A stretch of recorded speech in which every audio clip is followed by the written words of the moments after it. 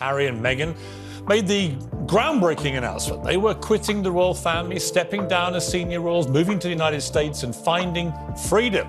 Well, since that moment, they've systematically and relentlessly exploited their existing royal status to make as much money as possible, while simultaneously trashing the royals and the monarchy to preserve their exposure and relevance. For years, the topic was avoided, whispers behind closed doors, but never aired on live television. Then Piers Morgan walked in. The moment he spoke, you could feel the air shift. Everyone instinctively leaned in, wondering what bombshell might drop next. No raised voice, no theatrics. Well, good evening from London. Welcome to Piers Morgan Uncensored. Reviews for Harry and Meghan's big-budget Netflix series have so far been less than kind. Unimaginative and frustrating, said Hollywood's Bible Variety magazine. Just a calm, deliberate presence that instantly changed the room. The air thickened. The cameras seemed to hold their breath. What was he hinting at about Harry and Meghan's children? Why bring it up now, after all this time? And could this be the question the royals never wanted anyone to ask? What followed didn't feel like commentary. It felt like the opening shot of a reckoning. The question that broke royal silence. The city woke under a veil of fog, London moving through its familiar rhythm. Big Ben's chimes echoed across quiet streets, and inside millions of homes, television screens hummed with harmless chatter. Weekend movies, celebrity updates, light royal gossip. A routine morning, ordinary in every way. But in one studio, the ordinary shattered. The studio doors opened, and a figure entered, commanding attention with a calm, deliberate presence. No smiles, no greetings, just an intensity that made everyone pause. Cameras stopped, hosts faltered, and viewers at home felt the tension tighten. This wasn't casual conversation, it was a calculated moment that had been waiting in the shadows. The focus shifted instantly. This wasn't about charity events or fashion. It was about a question no one had dared to ask publicly. The studio felt like the eye of a storm. Time seemed to slow, morning routines paused, and silence replaced the usual chatter. The stakes were clear. A reckoning had arrived, subtle but unavoidable. The couple at the center, already known for rewriting the monarchy's modern image, now faced a media force with no rules. The room seemed smaller suddenly, the lights harsher, the cameras more intrusive. Every gesture, every glance carried weight. The storm wasn't about scandal for entertainment. It was about control, perception, and the fractures in an image carefully curated for the public eye. And for the first time in years, a question hung in the air that could not be ignored. Across the nation, millions leaned closer to their screens. This was no ordinary morning. This was the opening salvo of a battle where silence itself would speak louder than words, and where the image of a prince and a princess, once carefully guarded, could be challenged in real time. A storm had begun, and it was only just unfolding.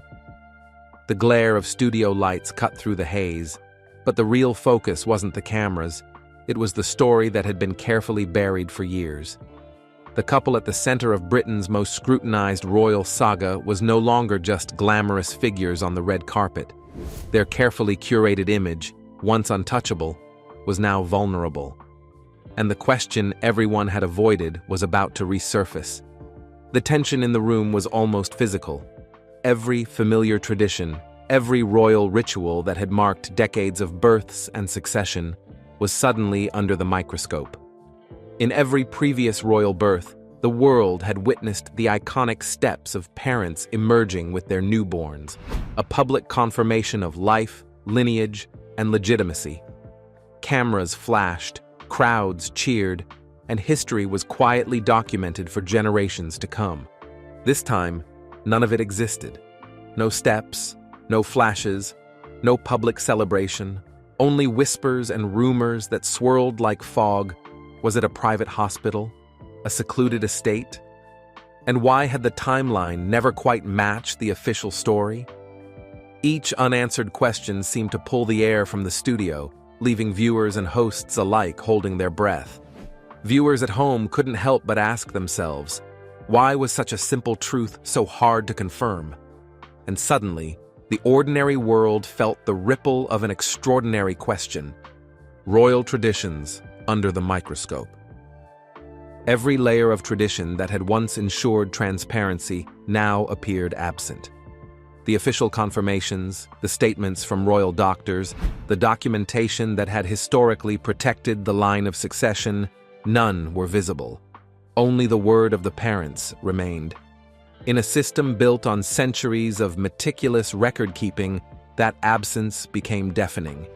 Even the smallest discrepancy, the quiet alteration of a birth certificate, sent shockwaves through the palace protocols and media circles alike. In Britain, where royal records were preserved with near-sacred reverence, such changes were more than minor oversights. They were a breach of expectation, a fracture in a system designed to leave nothing to question. The room seemed to shrink under the weight of it all. The usual banter, the light-hearted diversions, even the nervous laughter of hosts vanished into silence. It was more than a media moment. It was a confrontation with the very structures that had safeguarded the monarchy's public image. And in that charged stillness, one thing became clear. The questions weren't just about procedure. They were about legitimacy, trust, and the cracks forming in the royal narrative that the world had long taken for granted. The moment the broadcast ended, the world shifted. What had been a controlled, polished discussion on television suddenly became a storm that no one could ignore. In homes across Britain, viewers paused mid-sip of their morning tea, their screens frozen on images of calm confidence. But behind closed doors in Montecito, the atmosphere was electric, tense, suffocating. Phones rang without pause, staff scurried, messages piled up, and at the center of it all, Harry faced a storm he hadn't anticipated. It wasn't the anger of a simple insult. It was the unraveling of someone who had always believed he could control the narrative, only to see it spiral beyond his grasp. Every hurried phone call, every attempt to contain the story, only seemed to fan the flames. Legal teams mobilized, publicists scrambled, yet every intervention only magnified the attention. Meanwhile, online platforms erupted. Clips of the morning segment spread faster than any news outlet could manage. Social media buzzed with speculation, memes, and sharp contrasts. One side showing composure, the other caught mid-reaction, tense and defensive. Within hours, a prince once admired for quietly challenging royal norms was suddenly seen as struggling under intense scrutiny. Across the Atlantic, calm returned to the television screen. One figure, serene and deliberate, faced the cameras. No apologies, no explanations. Every word, every glance was measured, amplifying the tension already unleashed. The contrast between his composure and Harry's visible strain became a spectacle dissected worldwide. Harry's usual tools, carefully staged appearances, private statements, and media management, offered no relief. Every response seemed only to deepen public curiosity. In hours, the story went beyond celebrity gossip, turning into a global lesson in influence, perception, and the fragility of image under relentless scrutiny. In less than 24 hours, a prince once positioned as a courageous figure stepping away from monarchy was now caught in an unprecedented reality. The public's gaze had turned from admiration to interrogation, and the narrative he thought he controlled was slipping through his fingers in real time. The line between truth and perception blurred, and the world watched every second, captivated by a drama that felt larger than life. As attention remained fixed on Harry, Meghan's absence was palpable. No appearances, no statements, her silence echoing across headlines and social media. Analysts debated whether it was strategy or strain, and each passing day deepened the questions surrounding the couple. Harry, meanwhile, bore the relentless glare of the cameras. Exhaustion etched his face, eyes weighed down by sleepless nights and constant scrutiny. Every statement, every carefully staged appearance seemed only to fuel global curiosity. Across screens, one figure remained unshakable, calm, precise, untouchable. His measured presence contrasted sharply with Harry's visible strain, amplifying tension and turning silence into its own narrative. But was her absence a strategy, or was it revealing cracks in the royal image?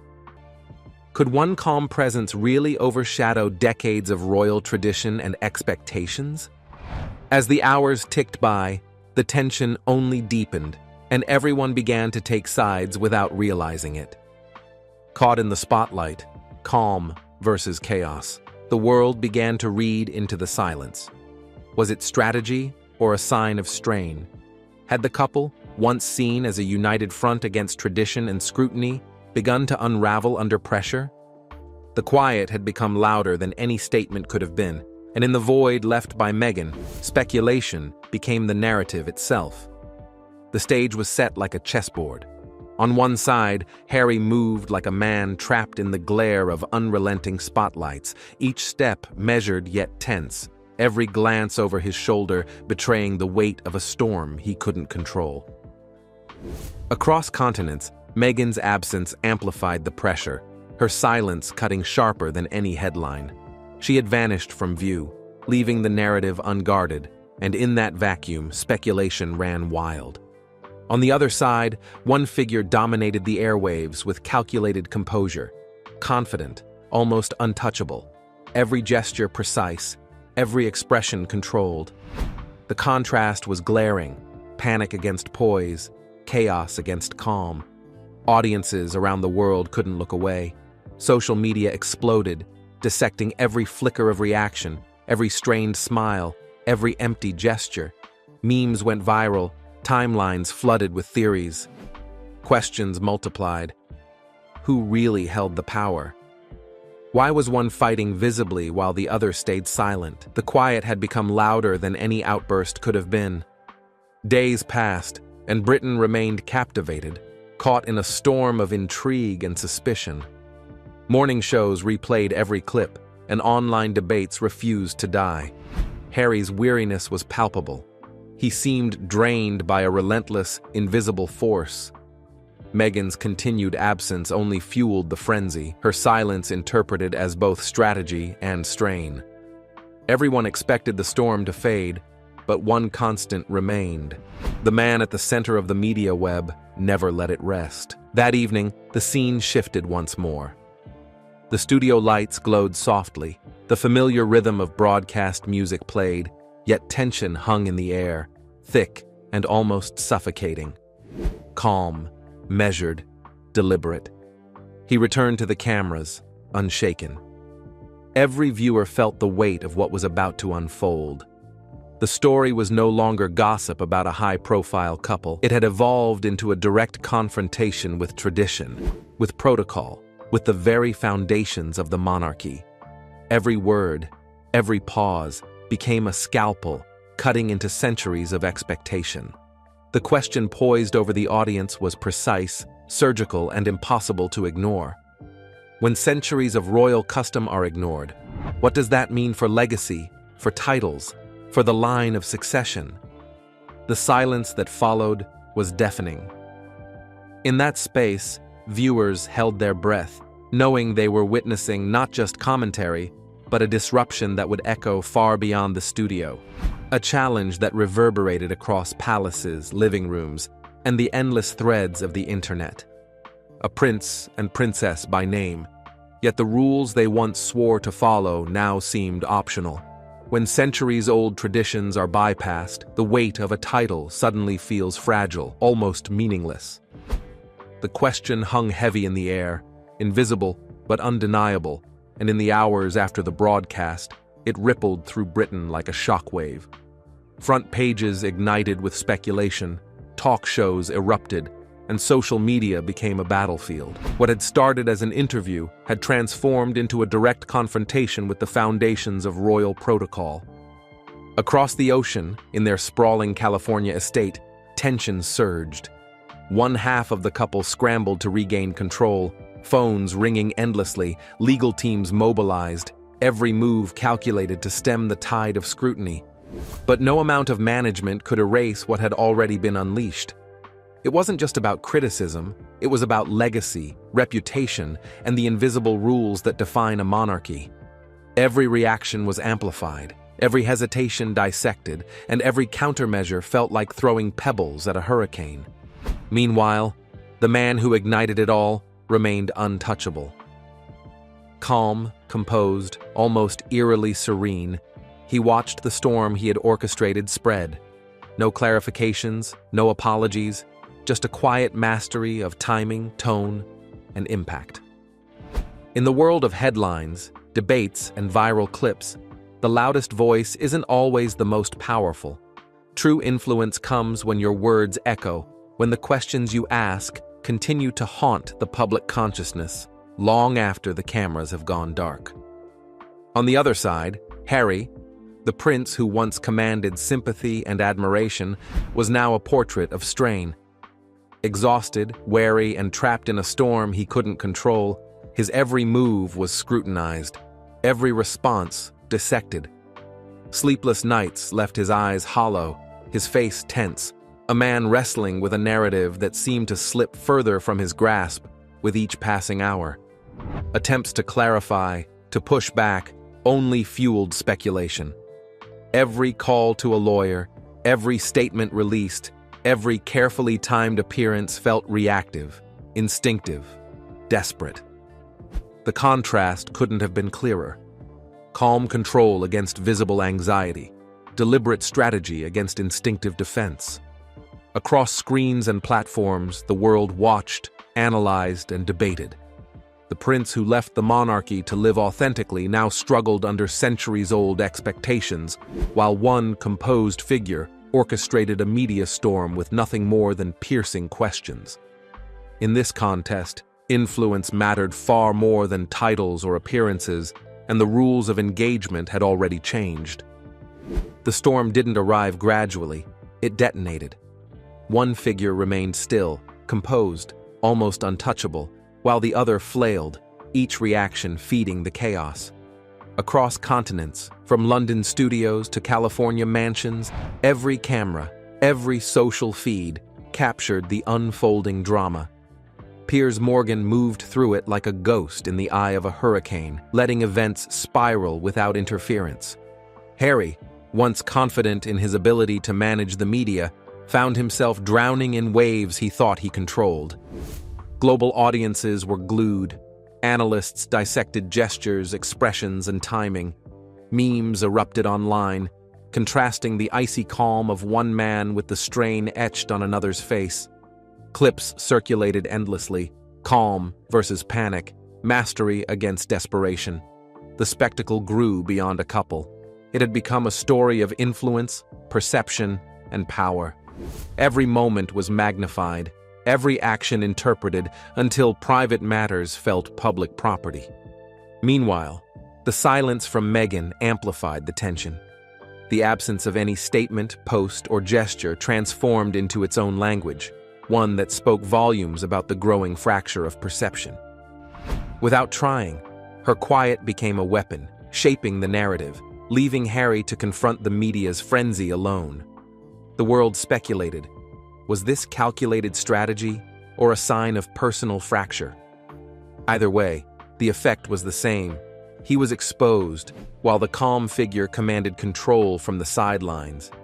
It begged the question, was staying quiet a smart move or a risky gamble that could backfire? Silence, strategy, and the unseen power play. Within days, the consequences rippled through media, business, and public discourse. Every staged appearance, every charitable act, every well-crafted message became subject to scrutiny, weighed against the backdrop of unanswered questions. Partnerships hesitated, headlines debated legitimacy and protocol, and the monarchy itself felt the tremors of public doubt. And yet, the architect of the storm remained unshaken, quiet, deliberate, letting the tension he had ignited stretch and twist with only a faint, knowing smile. In this theater of attention, the lesson became undeniable. Influence doesn't come from defending, reacting, or shouting. It comes from precision, timing and understanding how silence can cut deeper than any accusation. One man had mastered that game. The other discovered too late that in the world of media, missteps are magnified, control is fragile, and perception is everything. The words themselves were almost whisper-light, yet they landed with the weight of a gavel. The first act of the storm had closed, but the tremors lingered, shaking living rooms from London to Los Angeles. It wasn't Piers who created the question. It had always been there, lurking in whispers, unspoken fears, and uneasy glances. He simply gave it shape, gave it voice, and in doing so, pulled back the curtain on a story that no one dared to touch. As commercial breaks flickered across screens, the conversation didn't pause. In every home, at every office, the thought simmered. If there's nothing to hide, why the silence? The silence had become louder than any statement, louder than any denial. The media storm wasn't just headlines or tweets. It was a psychological siege, a mirror reflecting how a single moment could unravel carefully constructed images. That evening, the studio itself seemed alive. The lights glinted off polished surfaces, the cameras moved like predators closing in. Every angle captured the subtle power dynamics, the way the show seemed ordinary, yet every frame hummed with anticipation. And there he sat, calm, unshaken, piercing gaze aimed directly at the lens. A faint, knowing smile lingered, like a chess player who had already foreseen every possible move. The story was building momentum, and he was the architect, setting each piece with precision. As the final segment drew near, the background faded into near silence. No music, no chatter, only the quiet hum of cameras and the electricity in the room. Could one question really topple decades of careful image building? Then, with that measured control, he delivered 4 words that didn't just end the broadcast. They echoed through every corner of Britain, across oceans, and into the consciousness of millions. It wasn't merely a statement. It was a challenge, a warning, a declaration that the narrative was far from over. When he stood, leaving behind the muted murmur of the studio, the weight of the moment lingered. Across the Atlantic, in a sunlit Californian mansion, 2 figures sat in stillness, absorbing the broadcast. The reactions were private, the words unrecorded, but the knowledge was undeniable. The storm had only just begun. From that night onward, nothing would be the same. Every headline, every social post, every subtle glance in public was filtered through that moment. The narrative had shifted, the balance of power subtly recalibrated.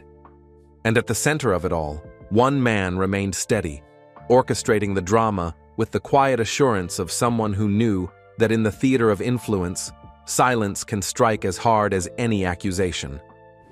The tighter they tried to hold control, the faster the storm closed in. Every attempt to explain, every carefully worded statement, every minor rebuttal only fed the frenzy. Social media churned like a tidal wave, each post dissected, debated, and twisted. What should have been quiet reflection became a theater of public judgment. In the court of global eyes, silence was no longer neutral. It was a confession. And then there was him, Piers Morgan, calm, calculated. A predator in plain sight, needing neither volume nor spectacle. A single glance, a measured word, and the machinery of media spun on its own, self-feeding, unstoppable. He didn't strike repeatedly. He didn't have to. The chaos had already taken root. Like a fisherman casting bait into dark waters, he watched the tide swell, knowing the current was now in the hands of the audience itself. Beyond the screen, Britain shivered under the cold, gray sky. Newspapers churned out relentless coverage. Online forums erupted with analysis, memes, and relentless speculation. And within the royal world, every silence deepened. This was no longer quiet dignity. It was the fear of saying anything that could be sharpened into a weapon. Every glance, every pause, every unspoken word became fodder for an audience hungry for drama. The more they struggled to regain control, the more the world leaned in. And at the eye of the storm, he sat unmoved, orchestrating the chaos not with action, but with patience, letting the world, the media, and the public do the work for him. Even in a world where stories come and go in a flash, the Piers and Harry saga didn't fade. One man's words had sparked a storm that no silence could calm. What started as a question became a wave that swept across the world, leaving everyone watching to wonder what comes next. Beyond the headlines and social media chaos, there's something very human here. The pressure of living in the spotlight, the weight of expectations, and the fragility of even the strongest images. It reminded us all that no one, not even princes or public figures, is untouched by doubt or scrutiny. The cameras may have stopped, but the questions didn't. What will happen next? Who really has control when the world is one with people who knew him before the world decided who he should be? But then came the subtle shifts in her narrative. She began describing how external influences can sometimes pull people away from their core values, how the desire to please someone you love can lead you down paths you never intended to travel. She spoke about watching someone lose themselves in the pursuit of something that looked like freedom, but might actually be another kind of prison. What she didn't say was just as revealing as what she did. Not once did she mention Meghan by name. Not once did she reference the interviews, the documentaries, or the tell-all moments that have dominated headlines. That silence, it spoke volumes. The timing felt deliberate. This wasn't a random moment of sharing. It felt calculated, purposeful. Every word seemed chosen with intention. Every pause weighted with meaning. And when someone breaks years of silence with such precision, people notice. Media analysts have been dissecting every sentence, looking for hidden meanings and subtle implications. Royal commentators are calling it one of the most sophisticated character assessments they've ever witnessed. Criticism wrapped in compassion, concern disguised as reflection. But here's what's really interesting. The interview has sparked conversations that go far beyond Harry and Meghan. People are talking about authenticity, about the pressure to maintain relationships that might not be serving your best interests, about the courage it takes to stay true to yourself when the world is watching. But wait, there's more brewing beneath the surface that makes this story even more compelling. The parliamentary plot twist nobody expected.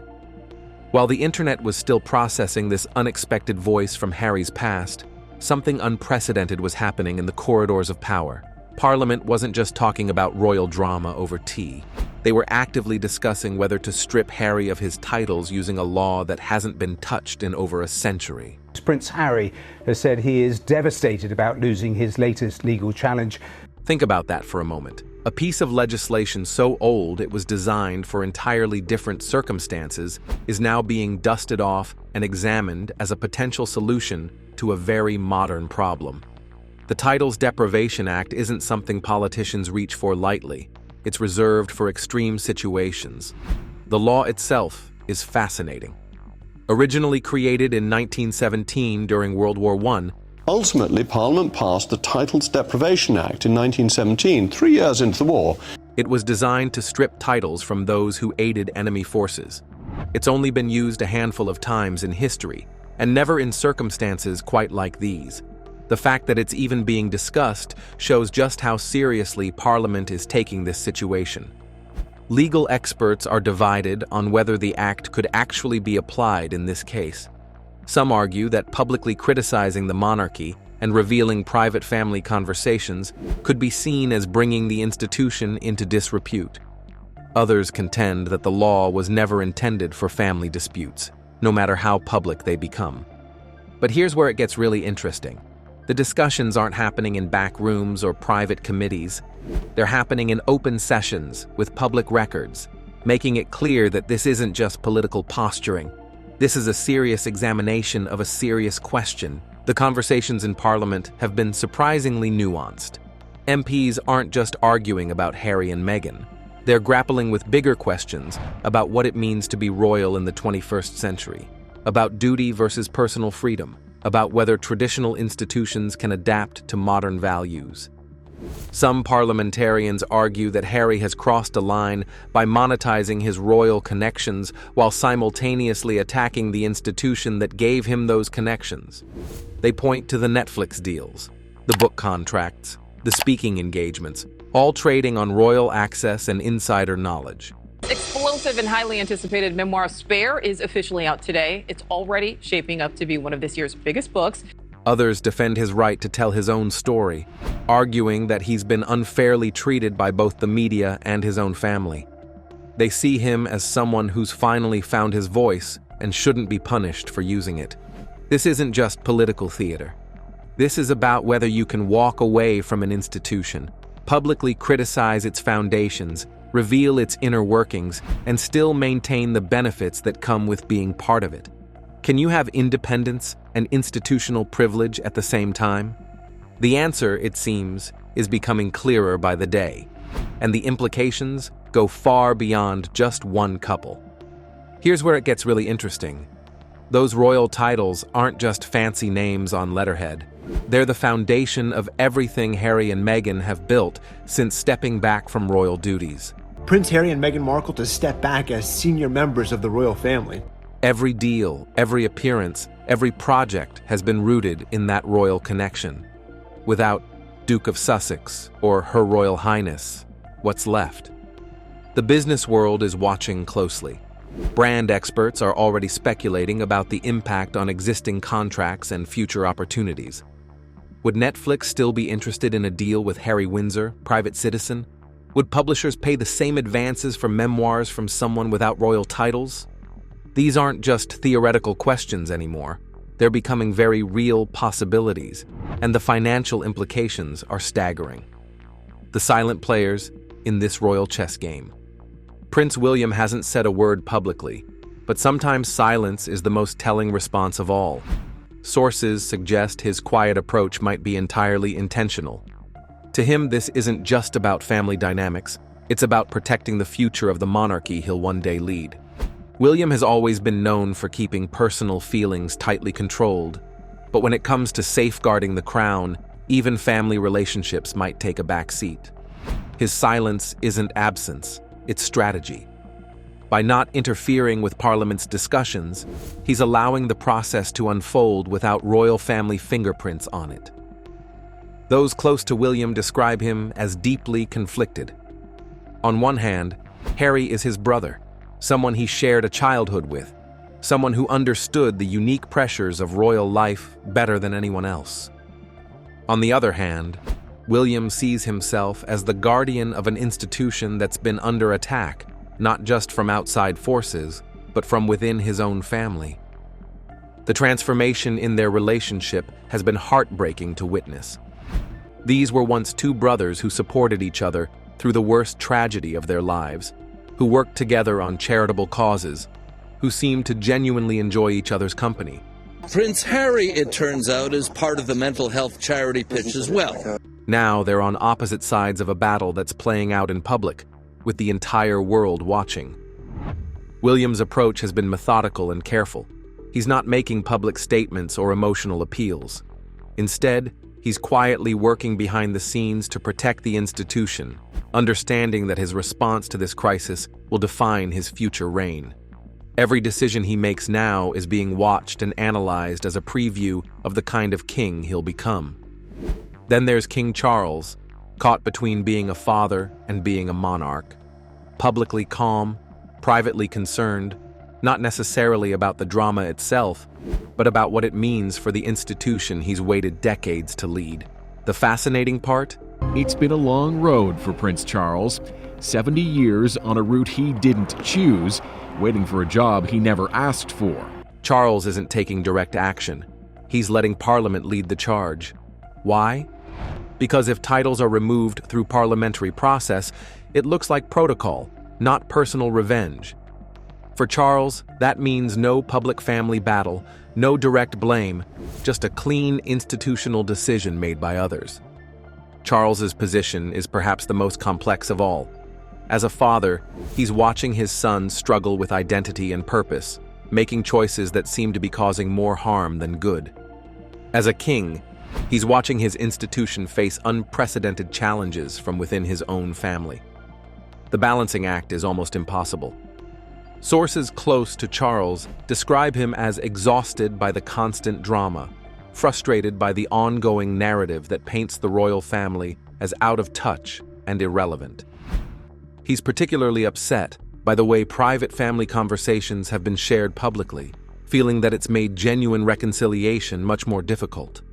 But Charles is also pragmatic. He understands that the monarchy's survival depends on public support, and that support has been eroding with each new revelation, each new interview, each new project that monetizes royal connections while criticizing royal traditions.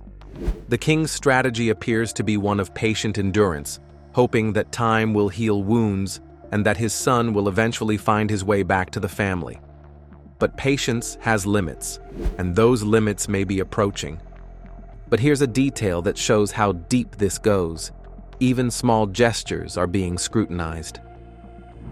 When Meghan recently sent a gift basket after a podcast interview, the accompanying note used "Her Royal Highness," a style she had agreed not to use after stepping back from royal duties. Winds of change are blowing through the House of Windsor. Prince Harry and the Duchess of Sussex say they are stepping away from their royal duties. To many, it seemed minor. To royal watchers and the public, it crossed a serious line. The incident perfectly illustrates the impossible position everyone finds themselves in. Every action, every word, every gesture is analyzed for hidden meanings and ulterior motives. The gift basket wasn't just a gift. It was seen as a statement, a test, a provocation.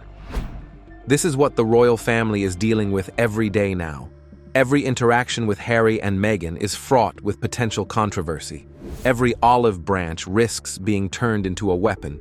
Every attempt at reconciliation could become tomorrow's headline. The exhaustion is palpable.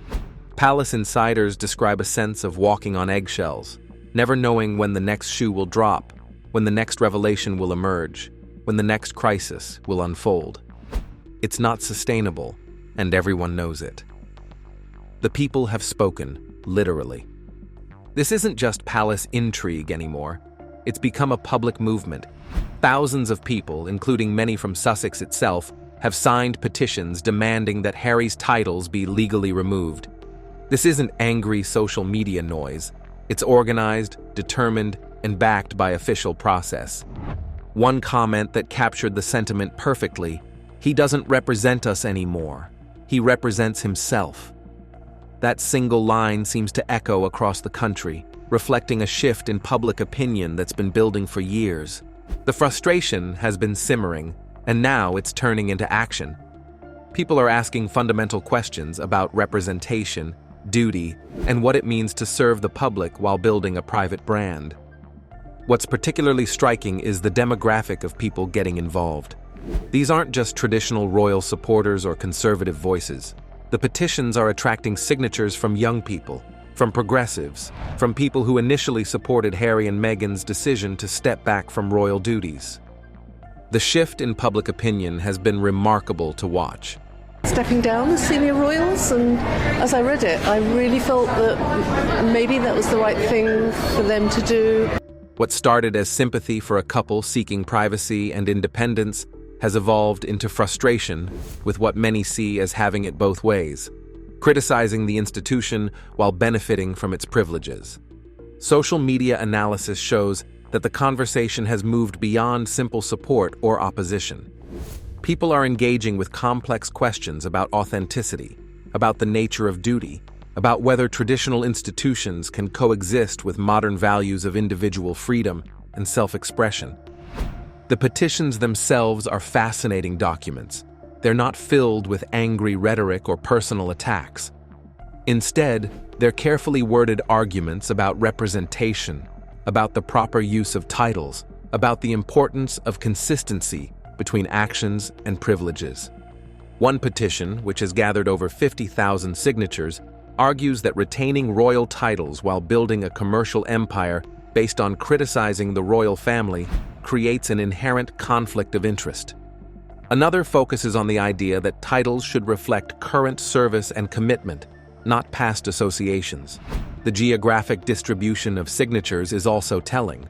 While support for the petitions is strongest in traditionally conservative areas, there's significant backing from urban centers, younger demographics, and regions that have historically been more skeptical of the monarchy.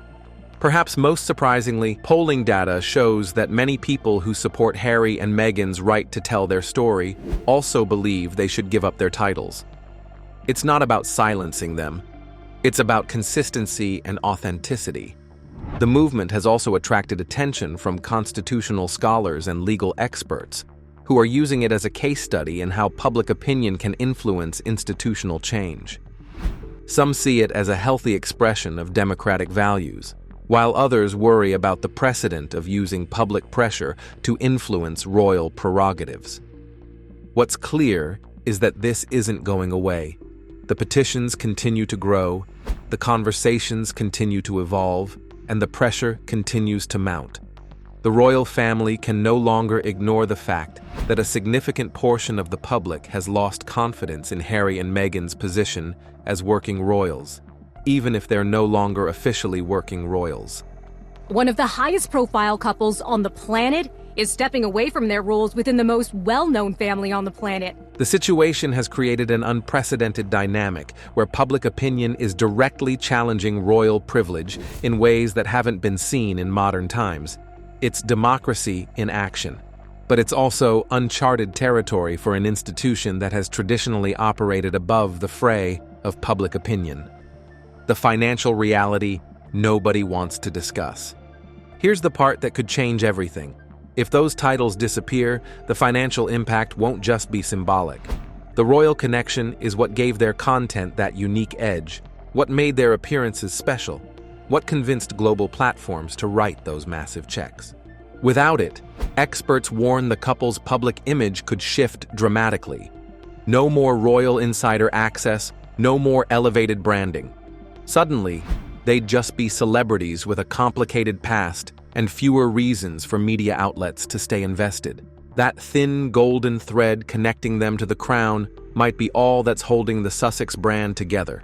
Remove it, and everything changes. The numbers are staggering when you really break them down.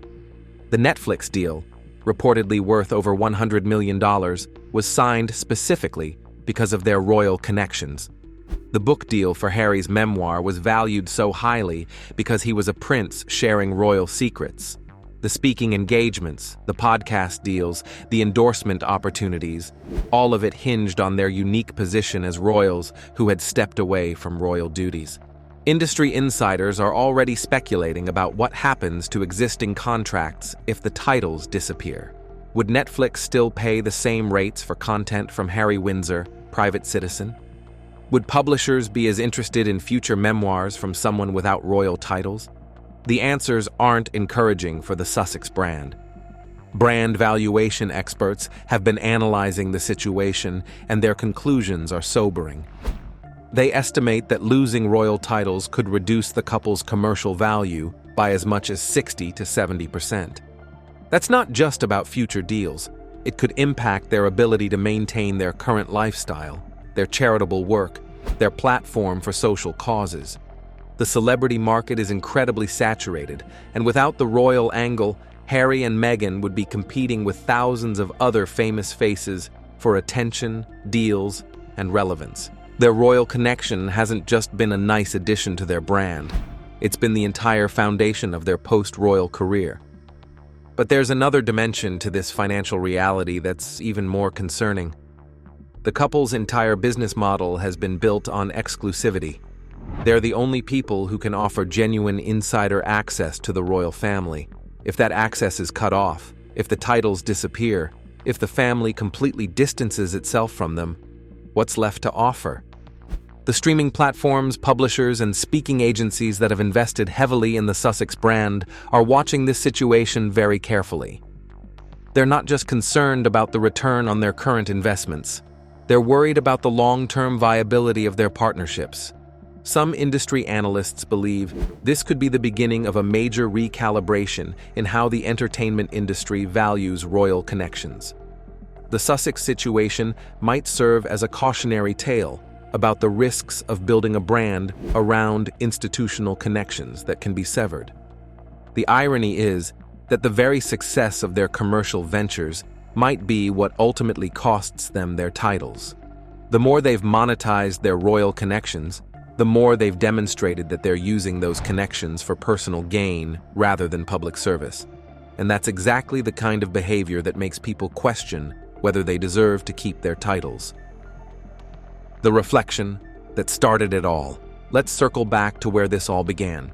That measured voice from Harry's past who chose to speak after years of silence. What made her words so powerful wasn't drama or anger, but clarity. She spoke about the difference between rebellion and rediscovery, hinting that Harry might have thought he was reclaiming his life, but could have been losing a piece of himself in the process. That kind of insight can only come from someone who knew him before the spotlight fully took over, before the royal crisis became a media empire. She didn't paint him as a villain. In fact, she complimented his warmth and emotional depth. But in the same breath, she raised questions about the direction he's taken. It wasn't a direct attack on Meghan or the monarchy. It was a moment of reflection that sounded like to Prince Harry and Meghan? Yes, I think they laugh and they cringe in equal measure. It came from someone who had been watching quietly and could no longer stay silent.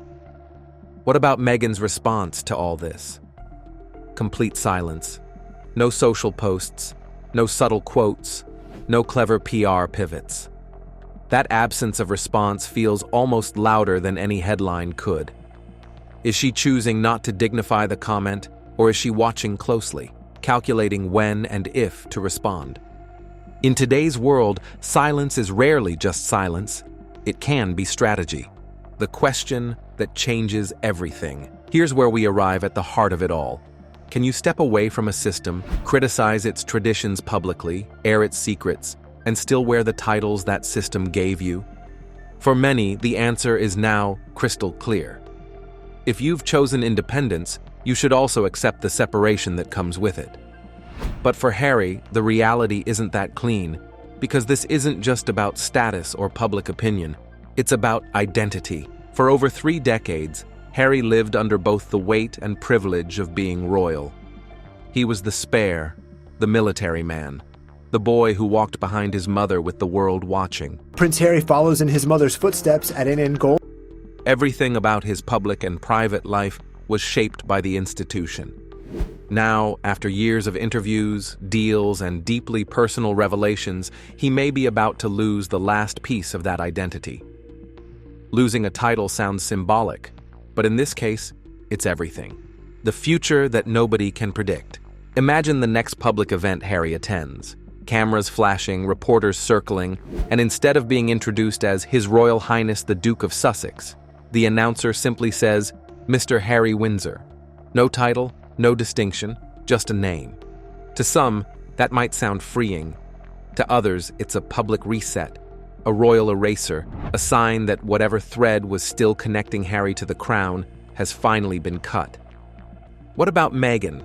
Her brand, her image, her voice, it's all been rooted in the blend of royal tradition and modern activism. Without the Duchess label, she becomes a former actress and podcast host with a complicated history. Still influential, absolutely, but the era of exclusivity becomes much harder to maintain. This story feels like it's just beginning. The voice from Harry's past didn't sound like someone making a one-time statement. It felt like the start of something bigger. When someone breaks years of silence with such careful timing, especially when it aligns with parliamentary discussions, public petitions, and palace tension, you have to wonder, is this just the first voice, or is this the beginning of a chorus? The royal establishment has weathered many storms, but this one feels different. It's not just about scandal or controversy. It's about fundamental questions of identity, authenticity, and whether you can truly have it both ways in the modern world. What happens next could reshape not just the Sussex brand, but how we think about royalty, celebrity, and the price of independence in the 21st century. The storm is far from over, And the quietest voices might just be the ones that create the biggest waves. What do you think about this unfolding situation? Can someone truly walk away from royal duty while keeping royal benefits? Drop your thoughts in the comments. We're reading every single one. And if you want more deep dives into stories like this, don't forget to subscribe. There's always more beneath the surface than anyone realizes.